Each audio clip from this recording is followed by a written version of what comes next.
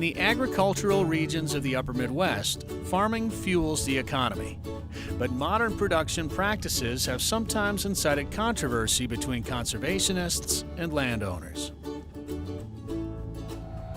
That doesn't mean farming and natural resource conservation can't coexist. Farmers like Ed Hageland of rural Appleton, Minnesota, are using practices like strip till, which benefits both soil health and wildlife habitat, and ultimately, Ed's bottom line. After the fall harvest, Ed tills narrow strips where he will plant crop rows next spring. At the same time, he applies fertilizer where soil tests indicate it's needed. In between the strips, the ground is not tilled, which saves money, prevents topsoil from blowing away, and provides habitat for pheasants, turkeys, and other wildlife. Well, I can pretty easily do 250 to 300 acres in a day, and so it does a nice job of covering the ground quickly. As long as the machinery holds together and the weather cooperates, it doesn't take probably 4 or 5 days. I can have everything done. So I like to tell people what this really is full tillage. You're just doing it in strips, right where your corn is going to be planted, right in that row. I started experimenting with it about 10 years ago. I had a neighbor who had a piece of equipment that I tried on just a few acres and really liked it. It allowed me to get across the ground nicely. It allows for better water infiltration into the soil. And it really, it's really good for wildlife. I see lots of earthworms in the soil. What this monitor here, this SPG, does is it uses RTK guidance, very precise guidance, so it'll keep me an inch off, less than an inch off from end to end, and repeatable. So next spring when I plant corn, I will be right exactly on this strip again, all the way from end to end. It remembers it till next year, so I can just punch in the field that I'm on and it guides me up and down.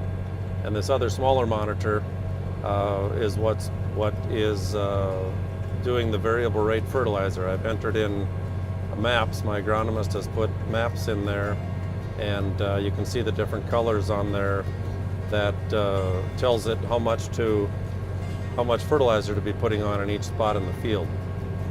And so you don't put on more than what's needed for the productivity of that soil, of that spot in the field.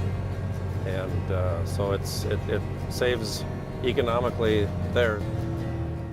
The strip till greatly reduces the chance of nutrient runoff because I'm, rather than laying it on top of the soil and no tilling, which I think has its benefits, but this is putting the fertilizer down in the soil where the roots will be, and I'm not digging the ground real deep, and so there's a less chance of water runoff when you get a big rain event.